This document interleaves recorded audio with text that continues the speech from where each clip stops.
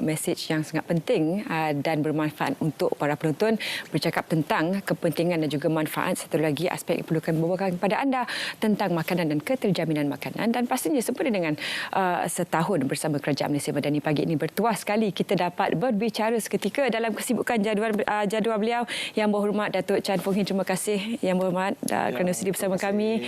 YB merupakan Timbalan Menteri Pertanian dan Keterjaminan Makanan. Yang berhormat semalam baru saja melancarkan Cattle Ranch. Ini antara satu lagi inisiatif, tapi kita dapat lihatkan dalam jadual YB banyak sebenarnya usaha ataupun lawatan YB ke melihat inisiatif-inisiatif yang dibuat oleh Malaysia, usahawan-usahawan kita untuk sama-sama menangani ataupun bersedia untuk memberikan yang terbaik dalam aspek makanan juga keterjaminan makanan. Bagaimana yang boleh YB barangkali berikan pengenalan kepada para penonton kita berkaitan makanan dan keterjaminan makanan? Sebab satu, kita kena supply, satu lagi kita kena berhenti berharap kepada reliance kepada pihak luar. Okey, yang isu keterjaminan makanan ni dia semakin hangat selepas post ini COVID, era post COVID. So dia satu isu yang penting kerana isu ni dia bukan sahaja merupakan salah satu keperluan asas. Ya. Untuk manusia, dan dia juga amat penting untuk untuk menjaga keselamatan keseluruhan komuniti. Betul. Kalau tanpa makanan, rakyat mungkin akan rasa dia confused ke, dia bingung ke, dia gelisah ke. So itu amat penting dari segi macam mana kita nak melihat isu ni dari segi keselamatan. Dan keterjaminan makanan ni dia sebenarnya dia ada 4 komponen. So yang komponen yang pertama itu adalah availability, ketersediaan. Ya. Yang kedua itu affordability, sama ada kamu akses kepada makanan tersebut atau tidak. Yang ketiga itu adalah utilization. Maksud dia sama ada kamu boleh mempergunakan makanan yang berkhasiat atau tidak. Yang keempat itu kemampanan. Ya. Macam mana kita nak memastikan yang ketiga-tiga faktor yang sebelum ni akan dapat sustainable dilakukan supaya makanan kita selalu terjamin. So apabila kita berbicara tentang isu keterjaminan makanan, kita harus melihat dari berbagai aspek. Dan Kementerian Pertanian dan Keterjaminan Makanan, walaupun nama kita itu dia mengandungi keterjaminan makanan, seolah-olah kita kementerian yang merupakan pentorok utama. Cuma kementerian lain juga terlibat. Seperti contoh yang affordability, Kementerian KBDN pun terlibat. Yang seperti contoh yang untuk isu ni utilization, memastikan makanan itu berkhasiat, KKM pun terlibat. So ini satu mukadimah lah untuk berbicara untuk pagi ini. Sama ya. YB, selain daripada pasca COVID, kita juga dapat saksikan bagaimana impak yang dibawakan bila sekiranya ada konflik krisis politik dunia. Russia Ukraine misalnya. Apa yang YB dapat perhatikan, apa yang kita boleh lakukan untuk memastikan apa juga konflik di luar negara yang berlaku ia tidak memberikan kesan kepada kebajikan rakyat Malaysia? Okey, saya rasa ini kita melihat balik kepada isu ni availability. Sama ada ketersediaan atau tidak. So maksudnya untuk satu ni supply chain ni kan. Supply chain dulu kita sangat pentingkan efisiensi. Ya. Sama ada supply chain itu berkesan atau efektif sangat untuk memastikan just in time ke yang penghantaran itu ke. Tetapi selepas COVID ni dan juga ni perkembangan keadaan geopolitik yang terbaru ni yang semakin tidak menentu. So kita akan melihat more at the resilience. Sama ada supply chain untuk makanan tu dia resilient atau tidak. Dia lebih berdaya tahan atau tidak. So apabila seperti contoh India dia nak menyekat ni ekspor beras putih mereka, akhirnya satu pasaran dunia pun terganggu, termasuk Malaysia. So untuk jangka masa panjang, Malaysia harus mengusahakan supaya kita dapat membekalkan makanan sebanyak yang boleh. So salah satu ini parameter yang selalu kita pakai ini adalah SSL atau SSR, self sufficiency level. Daya tahan yang kebergantungan sendiri itu. Itu adalah parameter yang penting. Seperti contoh, kalau beras setakat setakat ini kita lebih kurang 65%. So maksud dia kita masih kena mengimport masuk 35%. So yang semalam tu saya menyempurnakan yang program caterage tu kan. Untuk daging lembu ini Malaysia cuma dapat menghasilkan 200,000 tan metrik sehingga 250 tan metrik satu tahun, lebih kurang 24%. 24% saja. 76 lagi. Ya. So kita bergantung sangat kepada import untuk daging. Apakah ada pengusaha ataupun peternak yang mengadu ataupun meluahkan kepada pihak kementerian, kepada YB mungkin secara khususnya, apa antara reason ataupun sebab mengapa agak sukar untuk kita mengembangkan peternakan lembu ini? Okey, dia banyak faktor lah. Okey, ya, kementerian sekarang memang kita merancangkan berbagai program. So caterage yang kemarin itu pun merupakan salah satu program yang untuk memberikan bimbingan dan latihan kepada pengusaha ternakan supaya mereka dapat mempelajari macam mana cara untuk ternakan yang terbaik dan juga macam mana cara untuk pemotongan daging pun sangat-sangat skillful, sangat-sangat ini bergantung kepada kemahiran. So ini selain daripada khusus, kita juga akan mengedarkan ini bantuan dari segi galakan. Kerajaan harus memberikan lebih insentif untuk menggalakkan usahawan ternakan ini lebih menceburi diri, terutamanya untuk golongan belia. So ini antara program atau usaha yang kerajaan tengah melakukan, dan kita telah meletakkan satu sasaran yang cukup bercita-cita. Kita nak mencapai sekurang-kurangnya 50% menjelang tahun 2025 untuk daging lembu. Untuk mencapai sasaran tersebut, setahun ini apa antara key performance ataupun antara pencapaian utama yang YB dapat lihat yang secara signifikan dapat dicapai oleh KPKM? Okey, yang secara signifikan ni kalau untuk lembu ini kita pun terbuka untuk berbincangan dengan pelapor asing juga. Kita nak melihat sama ada kita nak melakukan ini secara besar-besaran, dan pun ada ni syarikat perlatangan syarikat perlatangan kelapa sawit yang menunjukkan minat mereka kerana mereka boleh melakukan penternakan integrasi dalam latang mereka. So ini antara yang yang program yang utama kita lihat supaya kita boleh menaikkan yang bekalan inilah. Cuma pada sementara waktu ini kita selalu memastikan kecukupan bekalan di pasaran dengan mengimport daripada negara-negara luar lah. Yang seperti contoh ni India begitu. Bagaimana setakat ni YB lihat cabaran yang diatasi oleh pihak kementerian untuk memastikan kecukupan availability ni? Ini memang selalu mencabar ni, okey. Yang isu makanan ni dia tak akan berhenti. Betul. So seperti contoh kalau isu daging ni kita mungkin menghadapi yang isu kebergantungan. Ada juga yang sayur-sayuran tu kan. Dia mengikut masa, dia mengikut musim. Betul. Ada masa dia oversupply. Apabila dia oversupply, so yang berlaku ini lambakan.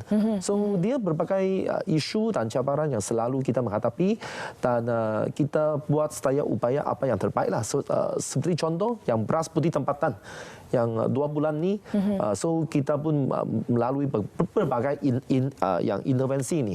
So salah satu jenis intervensi itu adalah pengedaran beras putih tempatan melalui Pharma dan juga LPP. So kita pun selalu melakukan ni jualan agromadani supaya rakyat dia dapat akses untuk pembelian beras putih tempatan dan juga makanan-makanan keperluan asas.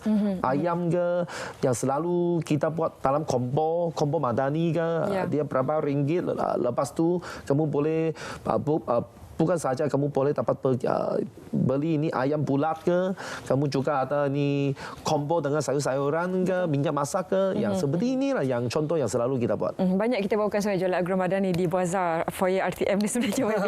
Okey, kalau boleh juga YB kongsikan 5 hala tuju kementerian, sebab YB dah sebutkan tadi cabarannya bagaimana, perjalanannya bagaimana. We are aware of the situation, tapi apa antara hala tuju yang boleh dilakukan oleh pihak kementerian untuk memudahkan lagi matlamat ini dicapai? Okey, kita ada satu dasar agro makanan 2021 sehingga 2030. Ya. So kita ada 5 matlamat atau objektif yang utama. Yang pertama ini kita nak melihat kepada ini untuk penyediaan satu sistem perniagaan yang kondusif. Dan lepas tu kita nak mendukung pemodenan dan juga pertanian pintar dan mempergugu pasaran domestik, meningkatkan hasil keluaran dan tak lupa juga untuk ekspor. Kita pun kena menghasilkan produk yang berorientasikan ekspor. Betul. Lepas tu kita nak membangun bakat yang akan dapat memenuhi permintaan yang industri ini dan juga kita nak meningkatkan amalan pertanian dan sistem makanan yang mampan. Dan di antara yang 5 matlamat ni kita pun ada sedikit pencapaian untuk tahun ni lah. Seperti contoh Nangka J33. Pada bulan April, apabila lawatan yang amat berhormat Perdana Menteri Datuk Seri Anwar Ibrahim pergi ke China, beliau telah menandatangani MOU untuk membawa masuk J33 Nangka ke pasaran China. Dan pada 17 September, kita dapat melancarkan ini penjualan pertama ini Nangka J33 di Nanning, China. So ini merupakan pencapaian yang utama untuk eksplor pasaran antarabangsa untuk tahun ni. China market pula tu. China market for J33. So dan untuk tahun depan kementerian kita amat mementingkan macam mana kita nak membawa masuk durian segar, fresh whole fruit durian ke pasaran China. Kerana setakat ini kita cuma dapat ekspor durian yang frozen yang selepas kamu sejukkan dan telah dirawat oleh nitrogen supaya jangka hayat dia boleh tahan 18 bulan. So kita melihat segmen market segar ni, segmen pasaran ni pun penting. So janganlah Vietnam pun dapat buat sudah, Thailand pun boleh buat sudah, kita tak boleh buat. So inilah yang antara cabaran yang selalu kita nak membawa kepada ini warga tani ini. Dan selain daripada itu, tahun ini kita juga meningkatkan bayaran untuk output subsidi kepada pesawat daripada RM360 satu tan. Hasil padi mereka kita naik ke RM500 sejak bulan 8 ni. So ni antara pencapaian yang penting lah. Dan juga PM kita pun berjaya berunding dengan Bernas supaya mendapatkan 60 juta. Ini yang tak pernah berlaku di sejarah ni. 60 juta ini kita kembalikan untuk membantu ini golongan pesawat. So ini antara yang kita dapat lah, yang mencapai lah untuk tahun ni. Bila Wabi sebut tentang mengeksport durian segar, kadang-kadang kalau kita terbalikkan situasi tersebut, bila kita dapat import rock melon daripada Jepun sampai RM700 sebiji, itu sebenarnya value yang ingin dibawa oleh produk Malaysia ke luar negara. Dan bagaimana pula Wabi lihat selama setahun ini, apakah ada sebarang untapped potential ataupun mana lagi ruang yang belum lagi diterokai dalam bidang pertanian dan agro makanan ini? Okey, saya amat mementingkan macam mana nak melibatkan lebih remaja ke, golongan belia ke, anak muda dalam bidang ni. Kerana bidang ni dia membawa satu persepsi bahawa ini satu bidang kerjaya yang warga emas. Okay, so anak muda dia tak begitu minat. Dia berubah sebenarnya YB. Ya, dia begini. Yang pertanian ni sekarang kita sampai ke era pertanian pintar sudah. Anak muda boleh main drone, untuk menyembur untuk semburan ni racun ke, untuk semburan ni baja ke. So, kita boleh melakukan dengan cara teknologi yang moden. Ada juga ni IoT, Internet of Things ke. So kesemua ini akan membawa satu perubahan landscape pertanian. Dan saya rasa kita selalu ada program mekanisasi dan otomasi untuk agro makanan. Kita akan meningkatkan penggunaan teknologi. Dan kadang-kadang kita pun buat yang pergalakan ni cross ministry. Seperti contoh kita merentasi ke kementerian, kita bekerjasama dengan MTech di bawah KKT. MTEK ini dia akan mengiktiraf beberapa syarikat yang memang qualify untuk membekalkan teknologi yang moden untuk bidang pertanian, dan mereka bekerja sama dengan KPKM untuk melipatkan PPK pelatang pertumbuhan pelatang kawasan dalam adaptasikan teknologi moden dalam bidang pertanian. Dan bagaimana pula kalau boleh sempat YB, kita nak minta YB jelas tentang Smart SBB ini, bagaimana ia memberikan game changer ataupun penukar senario kepada ekosistem petani dan peternak kita sekarang. Okey, Smart SBB ini dia satu program yang telah dilancarkan sejak kerajaan yang terdahulu lah. Cuma yang untuk salah satu pembaharuan yang dibawa oleh YB Menteri Datuk Seri Mas Sabu adalah Smart SPB ala Sekincan. Okey, ala Sekincan ni dia maksud dia apa? Dia nak menerapkan amalan pertanian berhasil tinggi ini dengan mempraktikkan knowledge, pengetahuan, attitude, sikap dan juga praktis. Okey, yang tiga elemen ni macam mana kita nak mengembangkan ketiga elemen ni, di mana elemen yang berjaya. Kita lihat berjaya di kawasan Aida Barat Laut di Selangor ni, di Sekincan ni, yang di mana antara kawasan yang menghasilkan yield untuk padi yang tertinggi di Malaysia ini. Macam mana kita nak membawa cara kerja ini kepada kawasan mata. Kawasan mata ini merupakan jelapang utama untuk negara ini. So bayangkan kalau setiap kawasan penanaman sawah ini, yield dia kalau kita boleh naikkan daripada sekarang kita rata-rata 3,5, 3,7 tan satu hektar ni, kalau kita dapat meningkatkan ke 7 ke 8 tan per hektar, sebenarnya Malaysia tak payah bergantung kepada import.